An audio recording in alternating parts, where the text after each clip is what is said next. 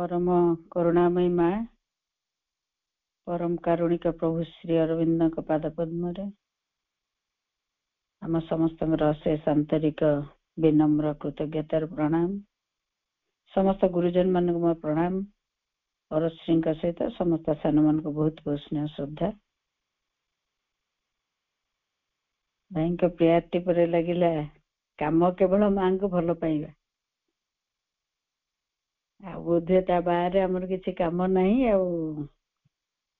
माँ भी जानती मु भी जाने मत लगुला मु जाने बा न जाने माँ जानते आम जानू बा न जानू माँ सब किसी जानुंट आम कमटा हूँ कौन ना भल पाइबा बहुत कृतज्ञता भाई को आज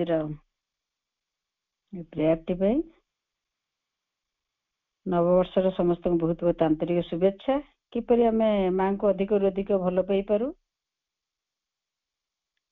जद्वारा माँ जहाँ चाहते आम समस्त मध्य कार्य करूँ केवल आमर कम माँ को अधिक रु अधिक सी भल पाइबाटी बढ़ई दे पारू ए वर्ष माँ का पाद पद्म प्रार्थना आमर समस्त माँ का प्रति थिबा प्रेमटी अधिक रु अधिक वृद्धि पाऊ केवल द्वारा माँ आम मध्य कार्य करें प्रार्थना सहित आम समस्त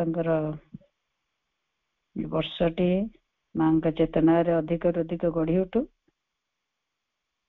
आज असाध्याय कार्यक्रम माँ का पाद पद्म निवेदित श्री अरविंद मेरा grant us your help in our endeavour to understand your teaching माँ को कृपा भिक्षा करवा किपरि आम माँ प्रभु को पढ़ा बुझा नहीं जीवन बंचा प्रति मुहूर्त माँ जहाँ आम ठार आशा करती किपरि से कार्य गुड़िक करूँ आम लास्ट टाइम पढ़ते क्लास आम इंटीग्रल हिलिंग बहीटी जब पाठ करुचे गला थर आम पढ़ुले strong drugs and side effects तार गोटे दुईटी बाकी थिला केते कड़ा औषध और तार आज ओडियाटे पढ़ला बेले कहीं आपे आपे मन आसला जे सम्मान्य ललिता पट्टनायक भाई भी जानी थे मु तो जानी केवल बहीटी पढ़ुची केते सुंदर सब करिसंती सब सुविधा आम जे इंग्लिश जदि बा पढ़ा भल लगुच न बुझी पारे ओडिया भी अच्छी एमती माँ कार्य कहुपे कि सी साधक साधिका मैंने केते कौन कर मत लगता है एत बढ़िया लगुता है ओडिया पढ़ला बेले माँ पाखे बहुत बहुत प्रार्थना एपरी कार्य गुड़िक आम कौन पढ़ुले ना कड़ा औषध तार फलाफल गुड़िक पार्श्व फलाफल गुड़िक साइड इफेक्ट ना तार प्रभाव गुड़िक कौन रोचे से लास्ट दुईटी बाकी थिला आज पढ़ा चेष्टा करिए एंड आवर्स चेष्टा नहीं मत लगुला आज प्रथम लाइन टे लगुला भाई पाखे पहुँचा आम एकाठी बसवा मत लगुला कौन रिजोल्यूशन माँ कहते कि कौन निज निजर लगुला मत माँ दी एत सरल कथा गुड़िक लिखिं आम कहीं एत कष्टर प्रयास भितर रहीचे लाइन टे माँ लिखते and hours moving about in the sun does more to cure weakness or even anaemia than a whole arsenal of tonics माँ लिखले बहुत टॉनिक गुड़िक खाइबा अपेक्षा विटामिन गुड़िक टॉनिक गुड़िक जहाँ कहुपे ताकू खाइबा अपेक्षा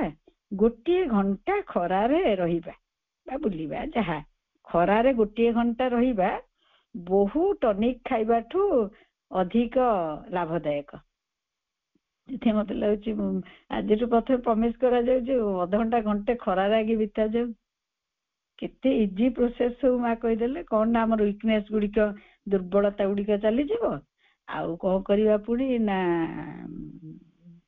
वीकनेस आनेमिया जो आनेमिया जो रक्तहीनता रक्तहीनता कह ताकू कौन करिवे ना केवल खरारे गोटे घंटा कि आमे जे केते संगे संग जो टेस्ट कर दो हिमोग्लोबिन कहीके सांग सांग टॉनिक को सांग सांग ये को जाऊचे मागुचन गोटे घंटा खरारे बितेबा होचे केते विटामिन टॉनिक खाइबाठू अधिका आम खाली पढ़ी भूली भूले हम कि बहुत कथा माँ लिखिं किसी किसी करने प्रयास करिए मत लगुला आज ମୁଁ ଗଲେ କହିବି ଯେ ଭାଇ ବାପାଙ୍କୁ କାଲିଠୁ ଆମେ ଖରାରେ ଅଧଘଣ୍ଟା ଘଣ୍ଟେ ନିଶ୍ଚୟ ବିତେଇବା।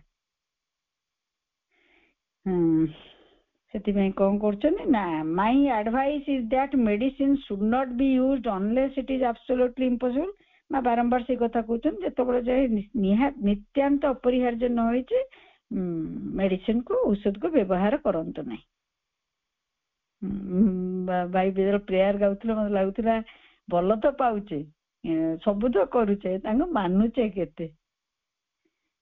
ଯେ କ'ଣ କହୁଛନ୍ତି ନା ଯେତେବେଳେ ଯାଏ ନିହାତି ଅପରିହାର୍ଯ୍ୟ ନ ହେଇଛି, ଆବସଲ୍ୟୁଟଲି ଇମ୍ପସିବଲ୍, ଅସମ୍ଭବ ନ ହେଇ ପଡିଛି ମେଡିସିନ ନବା, ସେତେବେଳେ ଯାଏ ଆମେ ମେଡିସିନ ନବା ନାହିଁ। Absolutely impossible should be very strict. ସେ ପୁଣି କେମିତି ହବ ନା ଆବସଲ୍ୟୁଟ ଇମ୍ପସିବଲ୍ ମା କହିଛନ୍ତି ମାନେ ସେଟା କୋଉ ପର୍ଯ୍ୟନ୍ତ ଆମେ ନେଇପାରିବା, ସେଇ ତ ସାଧନା।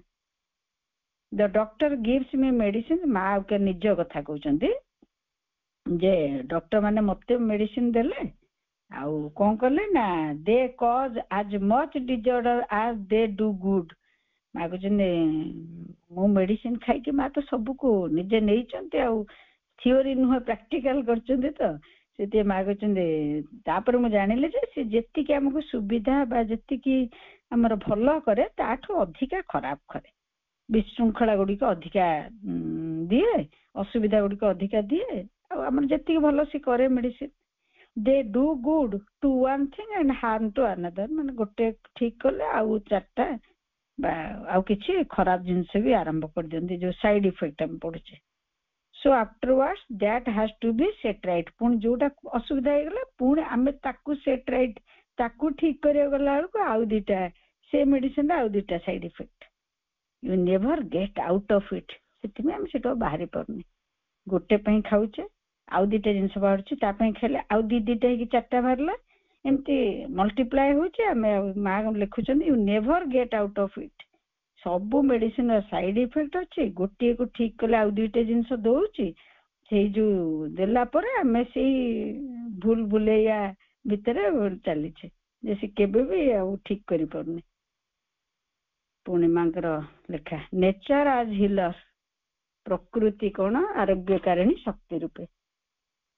ପ୍ରେୟାର୍ସଟା ଥରେ ପଢିଥିଲେ ଯେ ପ୍ରକୃତି ଭିତରେ କେମିତି ମ୍ୟାଟର ଭିତରେ ସେଇ ରୋଗ ହାରିଣୀ ଶକ୍ତି ଅଛନ୍ତି। ବହୁତ ଭଲ ଲାଗିଥିଲା ପଢିବାକୁ। ଯେ କ'ଣ ନା ନେଚର ନିଜେ ପ୍ରକୃତି, ମହାପ୍ରକୃତି କ୍ୟାପିଟାଲ ଏନରେ ଲେଖିଲେ ମହାପ୍ରକୃତି, ଆଉ କିପରି ନା ଆରୋଗ୍ୟକାରିଣୀ ଶକ୍ତି ରୂପେ ମାଙ୍କର ଲେଖା। ଦି ମୋର drugs you take, the more you undermine your body's natural resistance. ଯେତେ ଯେତେ ତୁମେ କ'ଣ କରିବ, ଔଷଧକୁ ନେଇ ଚାଲିବ, ମେଡିସିନ ନବ, ତା ସେତେ ସେତେ ତୁମର ଯୋଉ କଥା ଗୁଡିକ କ'ଣ ହବ ନା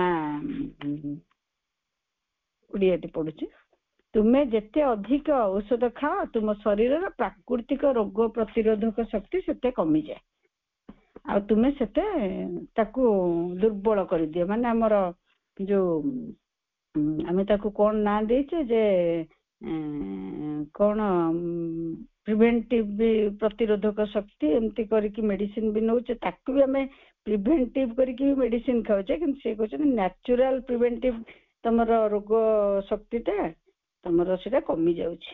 ମା କହୁଛନ୍ତି nature is the all rounder healer. କିଏ ଆମର ସେ ମହାପ୍ରକୃତି ହେଉଛନ୍ତି ସର୍ବୋତ୍ତମ ଭାବେ ସେଇ ରୋଗ ଆରୋଗ୍ୟକାରିଣୀ ଶକ୍ତି, ଅଲରାଉଣ୍ଡର ହିଲର। ସବୁଆଡୁ ସିଏ ଆମକୁ ଠିକ କରିଦେଇ ପାରିବେ ବୋଲି ମା ଲେଖୁଛନ୍ତି। ଶ୍ରୀ ଅରବିନ୍ଦ ପ୍ରଭୁଙ୍କର ଲେଖା, medicine is necessary for our bodies, ସରି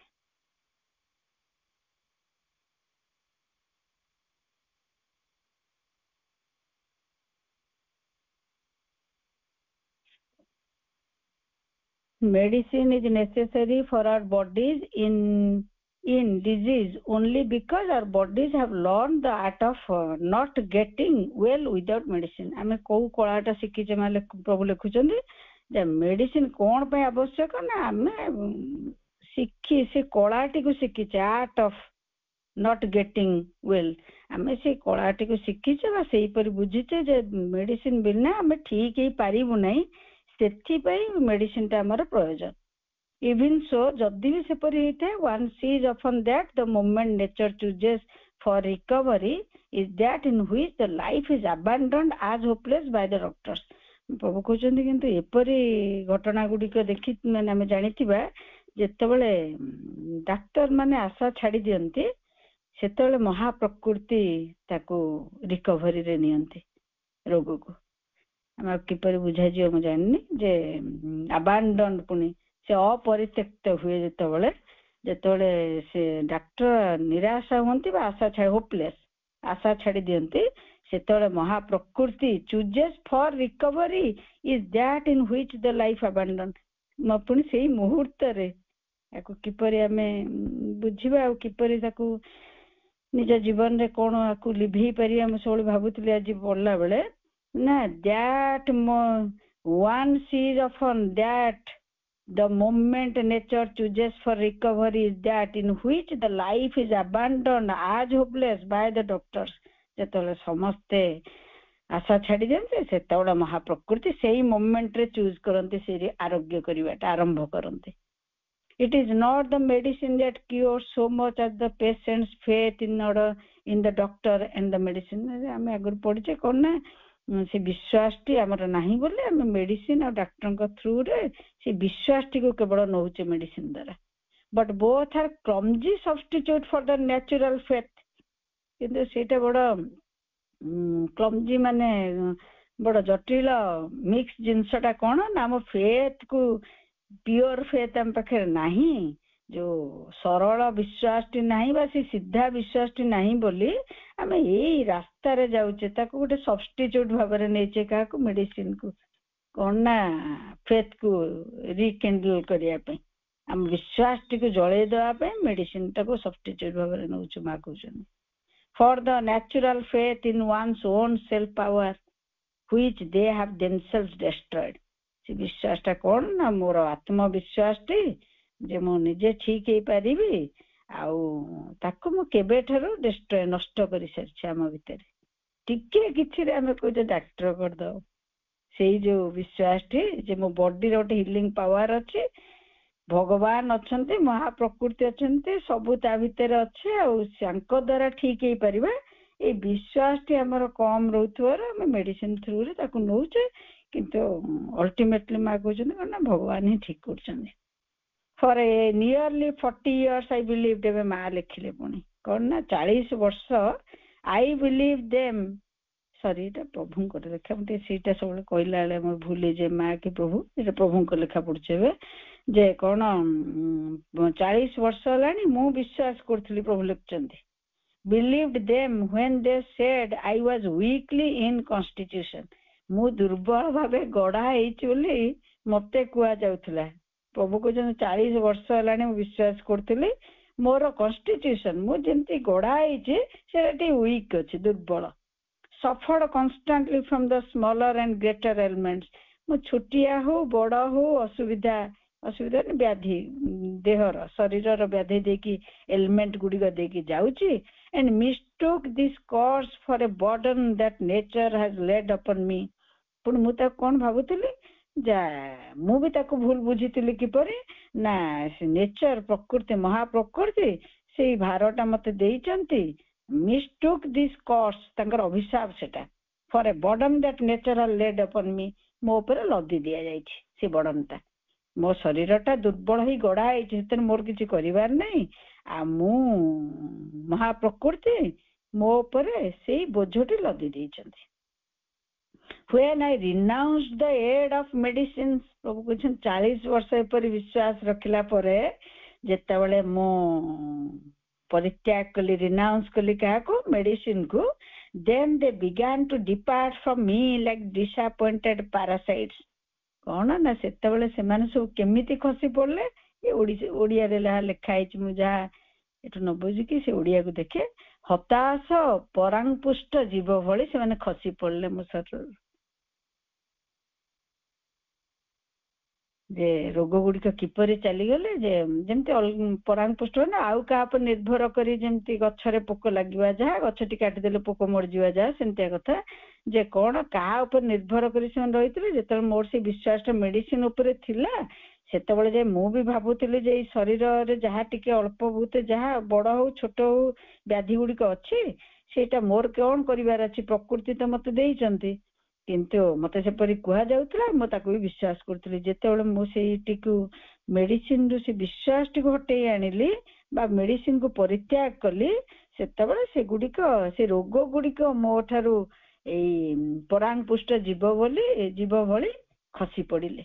ପାରାସାଇଟ୍ସ, ଡିସଆପଏଣ୍ଟେଡ ପାରାସାଇଟ୍ସ, ସେମାନେ ଆଉ ହତାଶ ହେଲେ।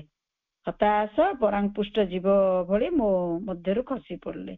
Then only I understood what a mighty force was the natural health. ସେତେବେଳେ କେବଳ ମୁଁ ବୁଝିଲି ଯେ ଏ ମହାଶକ୍ତିମୟୀ ସେ ଯୋଉ ଶକ୍ତିଟି କଣ, ସେ ମହାଶକ୍ତି କଣ ପ୍ରକୃତିଙ୍କର, ଯାହା ଆମର ସ୍ୱାସ୍ଥ୍ୟ ବା ମୋ ଶରୀରରେ ଅଛନ୍ତି, ୱିଦିନ୍ ମି, ମୋ ମଧ୍ୟରେ ବି ଅଛନ୍ତି। and how much mightier, ତାଙ୍କର ଶକ୍ତି ବି କେତେ, yet the will and faith exceeding mind. ତାହେଲେ ଯେ ସେତେବେଳେ ବୁଝିଲି ମୋ ମଧ୍ୟରେ ଥିବା ଆଉ ମୋ ସେଇ ଯୋଉ ମହାଶକ୍ତି, ତାଙ୍କର ଶକ୍ତି କେତେ, ଆଉ ତା ଦେହରେ କଣ ଯେ କ୍ୟାପିଟାଲ ୱିଲ୍ ଲେଖା ହେଲା, FB କ୍ୟାପିଟାଲ, ଯେ ସେଇ ଯୋଉ ପରମ ବିଶ୍ୱାସଟି ମୋ ଭିତରେ ଜନ୍ମିଲା, ଆଉ ୱିଲ୍ ଟି ସଂକଳ୍ପ ଶକ୍ତିଟି ଆସିଲା କଣ କରିବା ପାଇଁ ନା ଏକ୍ସିଡିଂ ଦ mind which God meant to be the divine support of our life in this body. ଯେତେବେଳେ ମୁଁ ମୋର ସଂକଳ୍ପଟି ଜାଗିଲା, ବିଶ୍ୱାସଟି କାହାକୁ ଏକ୍ସିଡ୍ କରିକି, ମନକୁ, ସେ ମନକୁ ଅତିକ୍ରମ କରିକି ଯେତେବେଳେ ମୋର ସେଇ ସଂକଳ୍ପ ଶକ୍ତିଟି ଜାଗିଲା, ସେ ବିଶ୍ୱାସଟି ମୋ ଭିତରେ ପରିପୂର୍ଣ୍ଣ ହେଲା, ସେତେବେଳେ ମୁଁ ଜାଣିଲି ଯେ ଭଗବାନ, God meant to be the divine support, କେବଳ ଭଗବାନ ହିଁ ମୋର ଏଇ ବଡିଟାକୁ ସପୋର୍ଟ କରି ରଖିଛନ୍ତି। ତାଙ୍କ ସହାୟତାରେ ଏଇ ବଡିଟି ରହିଛି, of our life in this body.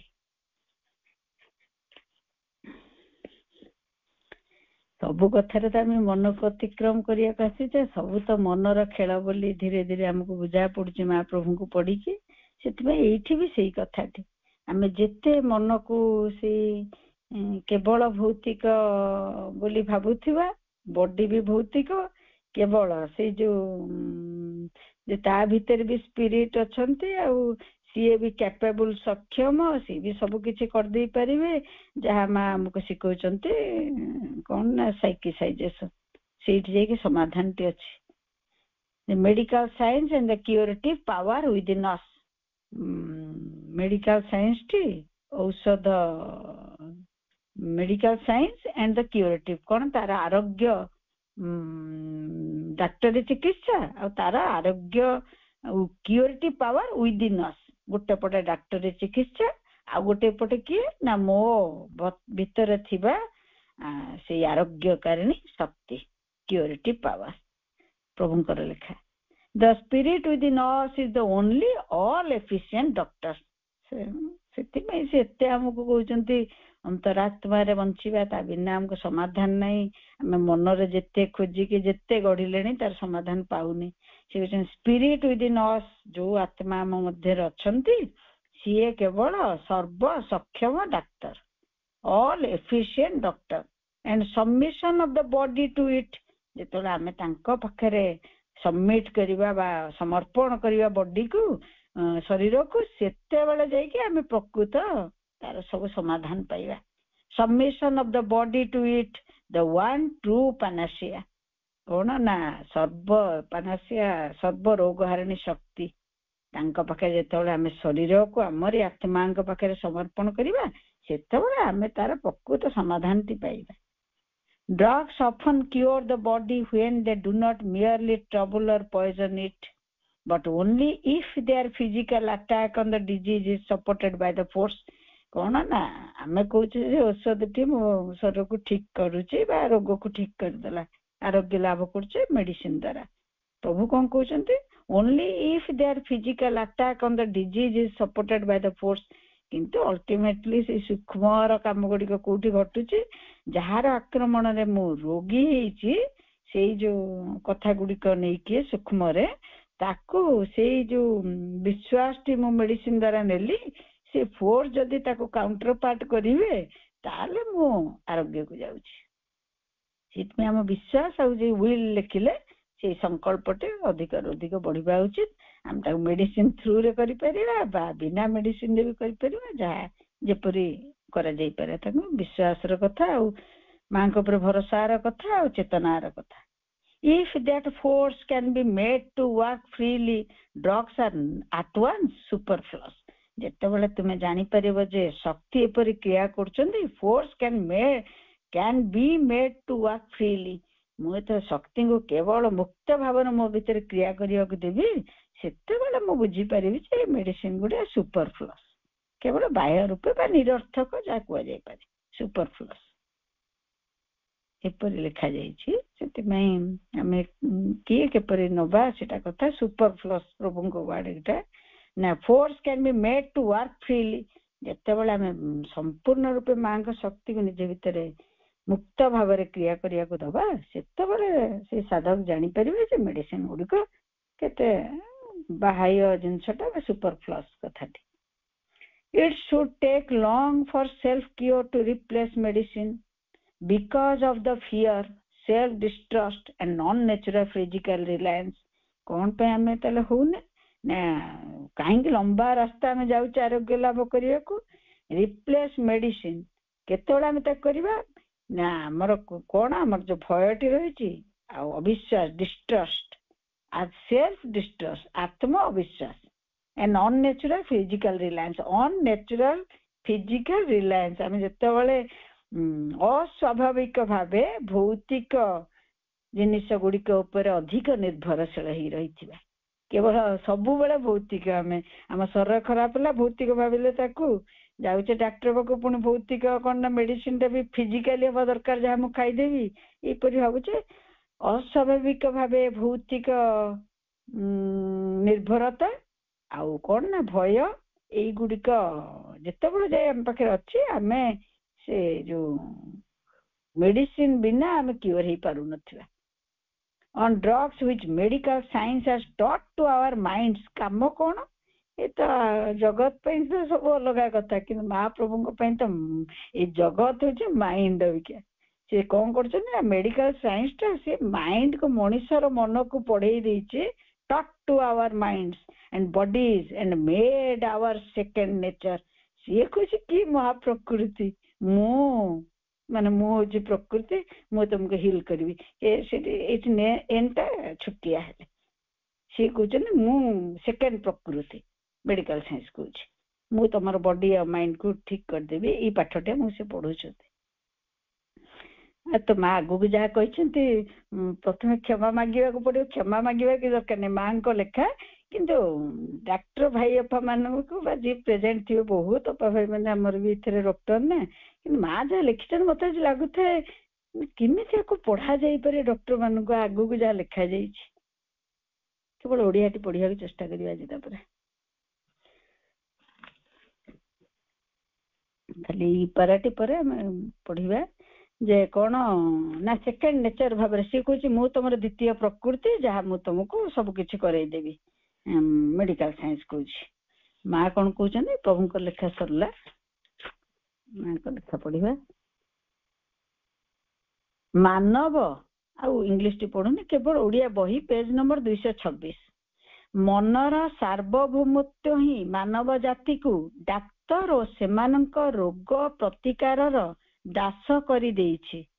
ମନର ସାର୍ବଭୌମତ୍ୱ ମାନେ ଆମ ସମସ୍ତଙ୍କ ମନ ମିଶିକି, ଆମେ କଲେକ୍ଟିଭରେ କୋଉଠି ଥାଉ ବା ନଥାଉ, ମା ଯୋଉ କଲେକ୍ଟିଭ ଚାହିଁଛନ୍ତି, ମା ପ୍ରଥମେ କହିଲେ ଏଇଠି କଲେକ୍ଟିଭ ମାଇଣ୍ଡ ଆଗେ କାମ କରୁଛି, ସେଇଠି ହିଁ ଅସୁବିଧା ବି ଆସୁଛି। ଆମେ କିଏ ଯଦି କଲେକ୍ଟିଭ ମାଇଣ୍ଡରୁ ଖସିକି ମା ଯୋଉ ମାଇଣ୍ଡ ଚାହୁଁଛନ୍ତି, ଯାହା ପାଠ ପଢୁଛନ୍ତି ସେଟା ନ ଯିବା, ତାହେଲେ ରାସ୍ତା ଗୁଡିକ ପାର ହେବା ବଡ କଷ୍ଟ ମଣିଷ ଜାତି ପାଇଁ ହେଇଯାଉଛି। ମା ମୋଟେ ସେଇ ଆଶା ଗୁଡିକ କରୁଛନ୍ତି। The sovereignty of mind has made humanity the slave of doctors and their remedies. ଆମର ସମସ୍ତ ମନ, ସାର୍ବଭୌମ୍ୟ ମନଟି ମାନବ ଜାତିର ଡାକ୍ତର ସେମାନଙ୍କର ରୋଗ ପ୍ରତିକାରର ଦାସ ହୋଇ ରହିଛି, ଏବଂ ଏହାର ଫଳସ୍ୱରୂପ ଇଂଲିଶ ବି ପଢୁଛି, and the result is that illnesses are increasing in number and seriousness. ମତେ ଲାଇନଟେ ପଢିଲା ବେଳେ ଲାଗୁଥିଲା କେମିତି କେବେ ସମସ୍ତେ ଆମେ ବୁଝିବା, ଡାକ୍ତର ଭାଇ ବାପା ମାନେ ବୁଝିବେ, ସଂସାର ଡକ୍ଟର ମାନେ ବୁଝିବେ ଯେ ଆମେ ଆମର ସମସ୍ତ ମନ ମିଶିକି ସାର୍ବଭୌମ୍ୟ ମନଟି କଣ ହେଇଛି ନା କେବଳ ଆରି ଦାସ ହେଇ ରହିଛି ବୋଲି ରୋଗ ଗୁଡିକର ସଂଖ୍ୟା ବୃଦ୍ଧି ପାଇଛି ଏବଂ ତାଙ୍କର ସିରିୟସନେସ୍ ବି, ତାଙ୍କ ଗୁରୁତ୍ୱ ଗୁଡିକ ବି ବଢି ଯାଇଛି। ତାପରେ କଣ ଲେଖୁଛନ୍ତି ନା ଦ ଓନ୍ଲି ଟ୍ରୁ ସାଲଭେସନ, ସେଟା ମୁକ୍ତି ପାଇବାର କଣ ରାସ୍ତା ଅଛି ତାହେଲେ? For men is to escape from mental domination by opening to the divine influence। କେବଳ ସେଇ ମନଟିକୁ କାଢିକି ଆଣିକି ଭଗବାନଙ୍କ ପ୍ରଭାବ ପ୍ରତି ମନଟିକୁ ରଖିବାକୁ ପଡିବ, ତାହେଲେ ଏଠୁ ବାହାରିବାର ରାସ୍ତା ପାଇବା। ଆମ କାମ ଏଇଠି ଅଛି। ଆମେ କଲେକ୍ଟିଭ ପାଠଚକ୍ର କରିବା ପାଇଁ ନାହୁଁ, ଆମେ କଲେକ୍ଟିଭ ବସିକି ମାଙ୍କ ବହି ପଢିବା ପାଇଁ ନାହୁଁ। ଆମେ କାମ କଲେକ୍ଟିଭ ଯେତେବେଳେ କରିବା ଏଇ କଥା ଗୁଡିକ, ସେତେବେଳେ ମାଇଣ୍ଡ ସ୍ତରରେ କଥା ଗୁଡିକ ଘଟିବ, ବିଶ୍ୱ ସ୍ତର ପର୍ଯ୍ୟନ୍ତ ଯିବ। ମା କହିଛନ୍ତି ଜଣେ ୱାନ୍ ମ୍ୟାନ୍ସ ପରଫେକ୍ସନ, ଆମେ ଜଣେ ଆଗେ ଏଇ ପରଫେକ୍ଟ ଦିଗରେ ମାଙ୍କୁ ସହାୟତା କରିବା କଥା। ଆମେ ତ ବହୁତ ଜଣ ଅଛେ। ସୋଭରେନିଟି ଅଫ ମାଇଣ୍ଡ ଲେଖିଲେ ସାର୍ବଭୌମ୍ୟ ମନ, ଏଇ କିଛି ମନକୁ ମା କୃପା କରି ଶୁଣଉଛନ୍ତି, କାରଣ ସେମାନଙ୍କ ଦ୍ଵାରା କାର୍ଯ୍ୟଟି ହବା ଆରମ୍ଭ ତ ହବ। ମନୁଷ୍ୟ ମାନଙ୍କର ପାଇଁ ଏକମାତ୍ର ପରିତ୍ରାଣ ହେଉଛି ଦିବ୍ୟ ପ୍ରଭାବ ପ୍ରତି ଉନ୍ମିଳିତ ହୋଇ ମାନସିକ ପ୍ରଭୁତ୍ୱର ନିସ୍ତାର ପାଇବା। ସେଠି ଯାଇକି ରାସ୍ତା ବାହାରିବ। ନହେଲେ ସେ ଲେଖିଲେ ତାର ସଂଖ୍ୟା ଗୁଡିକ ବଢି ଯାଉଛି, ଆଉ ସେମାନେ ବେଶୀ ସିରିୟସ ଆଡକୁ ବି ପଳଉଛନ୍ତି। ପୁଣି କାହିଁ ପଳଉଛନ୍ତି ତା ଆଗକୁ କହିଛନ୍ତି, ତା ଭିତରେ ଡକ୍ଟର ମାନଙ୍କ ରୋଲ ବି କହୁଛନ୍ତି। ମା ଔଷଧର ଆବଶ୍ୟକ, ମତେ ପଢିଲା ବେଳେ ଆଜି ମନରେ ବସିଥିଲା, ମୁଁ ଯୋଉ ଫ୍ଲାଟରେ ଅଛି ବୋଧହୁଏ ଡାକ୍ତରଖାନା ପାଖ, ବହୁତ ଡକ୍ଟର ଅଛନ୍ତି। କେଜାଣି ମାଙ୍କୁ ପ୍ରାର୍ଥନା କରୁଛି କେବେ କେବେ କେବେ କିପରି ଗୋଟେ କ୍ଲାସ କରାଯାଇପାରେ ଆଉ ଡାକ୍ତର ମାନେ ଶୁଣି ପାରନ୍ତି। ଏଇ ପ୍ରାର୍ଥନାଟି ଆଜି ପଢିଲା ବେଳେ ଆସୁଥିଲା। ମା ଯଦି କୃପା କରିଥିବେ କେବେ ସମ୍ଭବ ହବ, କେବେ ଥରେ କାନରେ ତ ପଡୁ ସମସ୍ତଙ୍କର, ମଣିଷଙ୍କର। ଔଷଧର ଆବଶ୍ୟକତା ବିଷୟରେ ମାନସିକ ବିଶ୍ୱାସ ଆମର ଯେଉଁ କ୍ଷତି କରିଛି, ତାହାକୁ ଆମେ କୌଣସି ବାହ୍ୟ ଉପାୟରେ ପ୍ରତିବିଧାନ କରିପାରିବା ନାହିଁ। ତାକୁ ଅପୋଜ କରିବା ପାଇଁ ବି ବାହ୍ୟ ଭାବେ କରିପାରିବା ନାହିଁ, କାରଣ ଏପରି ସେ ଆମର ଜଡ, ମାନେ ପୁରା ଆମ ଚେର ଏତେ ତଳକୁ ପଳେଇଛି ଯେ ଆମେ ତାକୁ ବାହ୍ୟ ଭାବେ କିଛି କରିପାରିବାନି।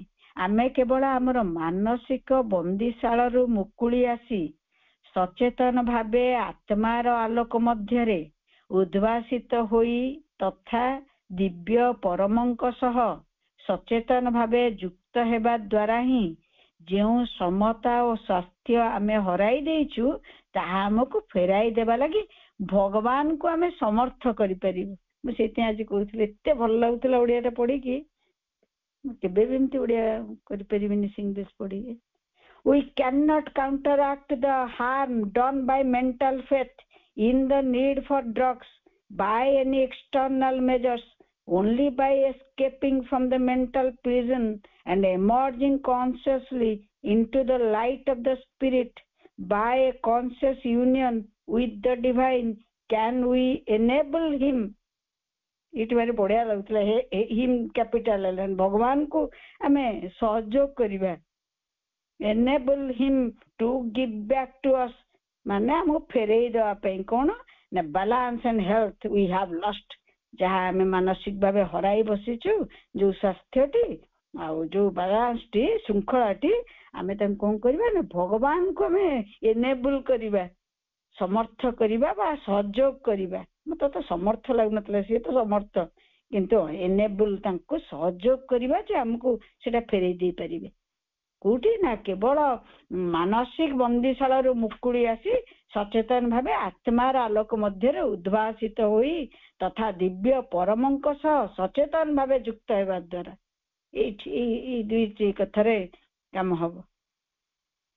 ରୋଗ, ବିଶୃଙ୍ଖଳା ଓ ଚିକିତ୍ସକ, ତାପର ଚାପ୍ଟରଟା ଡିଜିଜେସ୍, ଡିଜଅର୍ଡର୍ସ ଏଣ୍ଡ ଡକ୍ଟର୍ସ। ଏଇଠି ସେ ଲେଖିଛନ୍ତି ସେଇ କଥା ଗୁଡିକ, କେବଳ ପଢୁଛି ବୋଲି।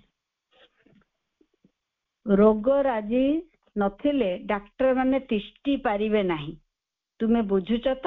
ମା କହୁଛନ୍ତି, ମୁଁ କହୁନାହିଁ ଯେ ସେମାନେ ସଚେତନ ଭାବେ ରୋଗକୁ ପ୍ରଶ୍ରୟ ଦେଉଛନ୍ତି, କିନ୍ତୁ ସେମାନେ ରୋଗ ସହିତ ବେଶ ବନ୍ଧୁତ୍ୱର ସମ୍ପର୍କ ରଖି ରହିଛନ୍ତି। ଏହା ଖୁବ୍ ଏହାକୁ ପଢିବା। ଆଉ ଏବେ ପୃଥିବୀର ବା ଯୋଉ ଅବସ୍ଥାରେ ଆମେ ଠିଆ ହେଇଛେ, ଡାକ୍ତରଖାନା ଯାହା ମୁଁ 2-3ଟି କ୍ଲାସ ତଳେ କହୁଥିଲି 50,000ର ICU, ବାସ୍ ସେଇ କଥାଟି ଯେ କଣ ନା ସେମାନେ ସଚେତନ ଭାବେ ରୋଗକୁ ପ୍ରଶ୍ରୟ ଦିଅନ୍ତି। କାରଣ 50,000 ଏପରି କଣ କଥା ଅଛି? କଣ ମେଡିସିନ ଅଛି ଯେ ଭେଣ୍ଟିଲେଟର ଗୋଟେ କେତେ ପଇସା ଯେ ଆମେ 50,000 ଦଉଛୁ ଜଣଙ୍କୁ ଭେଣ୍ଟିଲେଟର ପୁରେଇବା ପାଇଁ? ସେଇ ଚେତନାରେ କାମ ଗୁଡିକ ବଢି ଯାଉଛି ମା କହୁଛନ୍ତି। ଏହା ଖୁବ ସୂକ୍ଷ୍ମ କିନ୍ତୁ ସମ୍ପୂର୍ଣ୍ଣ ସତ୍ୟ। ମୁଁ ଏକ ଚେତନା, ମାନେ ମା ବ୍ରାକେଟରେ ଲେଖୁଛନ୍ତି, ତାହା ବିଶ୍ୱ ଚେତନା ରେ ପ୍ରଦତ୍ତ ହୋଇଥିବା ଦୋଷ ଗୁଡିକର ଏକ ସ୍ପନ୍ଦିତ ଦୃଶ୍ୟକୁ ଦେଖେ। ମା ହିଁ ସେଇ ସୂକ୍ଷ୍ମ ଜଗତକୁ ଦେଖିପାରନ୍ତି, ସୂକ୍ଷ୍ମ ଶକ୍ତି। ସେ ବିଷୟରେ ଆମେ ଜାଣିବାର କିଛି ଅସୁବିଧା ନାହିଁ, କିନ୍ତୁ କଣ ନା ମା ସବୁ ସେଗୁଡା ଦେଖି ପାରୁଛନ୍ତି। ସେମାନଙ୍କର ଯେମିତି ଆମ ମାନସିକତା ମିଶିକି ସୋଭାନେଟିଭ ମାଇଣ୍ଡ କହିଲେ କଣ ନା, ଆମର ସମସ୍ତଙ୍କ ମନ ମିଶିକି ଯେପରି ହବ ସେପରି କାର୍ଯ୍ୟ ହଉଛି ଏପଟେ। ପୁଣି ଡକ୍ଟର ମାନଙ୍କର ବି ନାହିଁ କି, ସେ ବି ଚେତନା ଅଛି ନା, ସେମାନେ ତାକୁ କିପରି ନଉଛନ୍ତି ସେ ଆମେ ଏପଟେ ଯେମିତି ଭାବିଲେ ସୂକ୍ଷ୍ମ ଜଗତରେ କାର୍ଯ୍ୟ ଗୁଡିକ ସେଇପରି ଘଟି ଯାଉଛି, ଯାହାର ରୂପ ପୁଣି ଏଇଠିକି ଆସୁଛି। ମୁଁ ଏକ ଚେତନାରେ ପ୍ରଦତ୍ତ ହୋଇଥିବା ଦୋଷ ଗୁଡିକର ଏକ ସ୍ପନ୍ଦିତ ଦୃଶ୍ୟକୁ ଦେଖେ ଏବଂ ତାପରେ ସେହି ଏକା ଜିନିଷକୁ ଡାକ୍ତରୀ ଚେତନାରେ ଦେଖେ। ଏହା ଯେ କେତେ ପରିବର୍ତ୍ତିତ ହୋଇଯାଇଥାଏ ତାହା ଯଦି ତୁମେ ଜାଣିଥାନ୍ତ। ପ୍ରାରମ୍ଭରେ ଏହା ଏକ ବାସ୍ତବ ସ୍ଥୂଳ ରୂପ, ଯାହାକି ଏହାର ନଥାଏ। ମା କହୁଛନ୍ତି ଯେତେବେଳେ ସୂକ୍ଷ୍ମରେ ମୁଁ ଦେଖେ ତାର କିଛି ବାସ୍ତବ ରୂପ ନଥାଏ, କିନ୍ତୁ ସେମାନେ ଏଇ ମନ ମାନଙ୍କୁ ଧରିକି କାର୍ଯ୍ୟ କରନ୍ତି। ମା କାହିଁ କହୁଛନ୍ତି କଣ୍ଟ୍ରୋଲ ୟୋରସେଲ୍ଫ? କି କଣ୍ଟ୍ରୋଲ? ଆମେ ତାକୁ କୋଉଠି ବୁଝୁଛେ? ମାଇଣ୍ଡର କଣ୍ଟ୍ରୋଲ। ପ୍ରଥମେ ଡାକ୍ତର ବି ଯିଏ ମାଙ୍କୁ ଭଲ ପାଇଥିବେ, ସେମିତି ଏବେ ମଣିଷ ମାନଙ୍କୁ ଭେଟିଲେଣି, ସେଇମାନଙ୍କ ଦ୍ଵାରା କାର୍ଯ୍ୟ ହବ। ଯୋଉମାନେ କାର୍ଯ୍ୟରେ ଅଛନ୍ତି ଫ୍ରଣ୍ଟ ଲାଇନରେ, ଆଉ ମାଙ୍କୁ ପଢିବେ ଆଉ ବୁଝିବେ ଆଉ କାମ କରିବେ। ମା ସେଥିପାଇଁ କଣ କହୁଛନ୍ତି ନା, ବିଜ୍ଞାନ ଆଉ ପ୍ରଭୁ କଣ କହୁଛନ୍ତି ନା, ବିଜ୍ଞାନ ଆଉ ସ୍ପିରିଚୁଆଲିଟି ମିଶିବ, ସେଇ ମଣିଷ ମାନଙ୍କ ଦ୍ଵାରା କାମ ହବ। କିନ୍ତୁ ଆମ ରୋଲ କଣ ହବ? ଆମେ ଆରପଟେ ଅଛେ ନା, ଆମେ ପେସେଣ୍ଟ ପଟେ ତ ଅଛେ ନା, ଆମର ବି କାମ ନାହିଁ କି? ସେଥିପାଇଁ ସବୁଆଡେ ସେ କଥାଟି, ଯୋଉଠି ବି ଠିଆ ହେଇଛି ସେଠି ମାଙ୍କ କାମ କରିହବ। ଆମେ ପେସେଣ୍ଟ ହେଇକି ମାଙ୍କ କାମ କରିବା, ବିଶ୍ୱାସ ରଖିବା। କଣ ଯାହା ଯାହା ପଢିଲେ ଡାକ୍ତରଙ୍କ କାମ, ଡାକ୍ତର ମାନେ ଯୋଉମାନେ ମାଙ୍କୁ ପଢୁଥିବେ ସେମାନେ ଏପରି କାମ କରିବେ। କଣ କରିବେ ନା, ଏହା ଯେ କେତେ ପ୍ରାରମ୍ଭରେ ଏହା ଏକ ବାସ୍ତବ ସ୍ଥୂଳ ରୂପ ନଥାଏ ଏବଂ ତାପରେ ଏହା ମାରାତ୍ମକ ଅନିବାର୍ଯ୍ୟ ମଧ୍ୟରେ କିଛି ଗୋଟିଏ ଅତିଶୟ ହୋଇଯାଏ। ଏ ଅତିଶୟ ଯେ କଣ, ଗୋଟେ ଟ୍ରିଟମେଣ୍ଟ ଦିନକୁ 50,000 ଟଙ୍କା ଅତିଶୟରେ ଆମେ ପହଞ୍ଚାଇଲେଣି। ଏହାକୁ କିପରି ବୁଝାଇବି ମୁଁ ଜାଣେ ନାହିଁ। ଏହା ଏକ ପ୍ରକାର କଠୋର ଭାଗ୍ୟ ଭଳି। ସେମାନେ ଯେତେବେଳେ କହନ୍ତି, କୋଉଠୁ ଆରମ୍ଭ ହୁଏ ସେ ସ୍ଥୂଳ ରୂପଟି ମା କହୁଛନ୍ତି, ସେମାନଙ୍କୁ କୁହନ୍ତି କଣ ଡକ୍ଟର ମାନେ, ଓ ଏହା ଏକ ରୋଗ, ଏହା ତ ନିରାରୋଗ୍ୟ, ମାନେ ରୋଗ ଆଉ ଆରୋଗ୍ୟ ହେଇପାରିବନି। ସେମାନେ ହିଁ କୁହନ୍ତି। କହିଦେଲା ପରେ ମାଇଣ୍ଡ ନିଏ, ମୁଁ ଆଉ ଠିକ ହେଇପାରିବି ନାହିଁ। ଏବଂ ଏହା ସତ୍ୟ ନୁହେଁ, ରୋଗ ବୋଲି କୌଣସି ଜିନିଷ ନାହିଁ। ଏପଟେ ମା ଲେଖିଲେ, ଡାକ୍ତର କହୁଛି ତୁମେ ଦୁରାରୋଗ୍ୟ ବ୍ୟାଧି, ଯେ କଣ ନା ଆରୋଗ୍ୟ ହେଇପାରିବା ନାହିଁ। ଯେତେବେଳେ କହୁଛନ୍ତି, ମା କହୁଛନ୍ତି ଏହା ସତ୍ୟ ନୁହେଁ, ରୋଗ ବୋଲି କୌଣସି ଜିନିଷ ନାହିଁ, କୌଣସି ଦୁଇଟି ଅବସ୍ଥା ଏକ ଅଭିନ୍ନ ନୁହେଁ। ମାନେ ସିଏ ଯେହେତୁ ସତ୍ୟ ସବୁ କିଛି, ସିଏ କିପରି ଦୁଇଟି ଅବସ୍ଥା ହବ ଆଉ ଅଭିନ୍ନ ନୁହେଁ। ଜାଣ, ମୁଁ ଏହା ପରିଷ୍କାର ଭାବେ ଅନୁଭବ କରେ। ମୋ ନିଜ ଭିତରେ 5ଟି କି 6ଟି ମାରାତ୍ମକ ରୋଗର ସମ୍ଭାବନା ଅଛି। ମା ଲେଖୁଛନ୍ତି, ମୁଁ ଏହାକୁ ସ୍ପନ୍ଦନ ରାଜିରୁ ହିଁ ବୁଝିପାରେ। ଡାକ୍ତରଖାନାକୁ ନ ଯାଇ ବି ମୋର ଯଦି ସେଇ ଦୁର୍ଭାଗ୍ୟ ଥାନ୍ତା, ତଥା ମୁଁ ଯଦି ଖାଲି ଏଇ ଡାକ୍ତରଙ୍କୁ ବିଶ୍ୱାସ କରିଥାନ୍ତି, ତେବେ ମୋର ଅସାଧ୍ୟ ଅନାରୋଗ୍ୟ ରୋଗ ସବୁ ହୋଇଥାନ୍ତା। ମା କହୁଛନ୍ତି, ମୋ ଭିତରେ 4-5ଟା ଜିନିଷର ସ୍ପନ୍ଦନକୁ ମୁଁ ଫିଲ୍ କରିପାରିଛି, ଯାହା ମୋ ପାଖରେ ଦୁରାରୋଗ୍ୟ ଭାବେ ଠିଆ ହେଇଥାନ୍ତା ଯଦି ମୁଁ ଡାକ୍ତରକୁ ବିଶ୍ୱାସ କରିଥାନ୍ତି। ଏବଂ ଏ କଥା କୌଣସି ଏକ ନିର୍ଦ୍ଦିଷ୍ଟ ଡାକ୍ତର ବିରୋଧରେ ନୁହେଁ, ସେମାନଙ୍କ ଅଜାଣତରେ ସେମାନେ ସେଇ ବାତାବରଣ ମଧ୍ୟରେ କଷ୍ଟ ଭୋଗ କରନ୍ତି। ଏହା ହଉଛି ଡାକ୍ତରୀ ବାତାବରଣ ବିରୋଧରେ। କୋଉ ପର୍ସନାଲ ତ ମା କାହାକୁ କିଛି କହୁନାହାନ୍ତି ନା, ଆମକୁ ଯେମିତି କହୁଛନ୍ତି, କଣ ଜଣଙ୍କୁ କହୁଛନ୍ତି ମଣିଷର କାମ କଣ, ଡାକ୍ତରଙ୍କୁ କହୁଛନ୍ତି ସେ ବାତାବରଣର କାମ, ମାନେ କଲେକ୍ଟିଭ କନସିୟସନେସ ଅଫ ଡକ୍ଟର୍ସ। କୁହାଯାଇପାରେ। ରୋଗ ହେଉଛି ସେଇମାନଙ୍କର ବଞ୍ଚି ରହିବାର କାରଣ।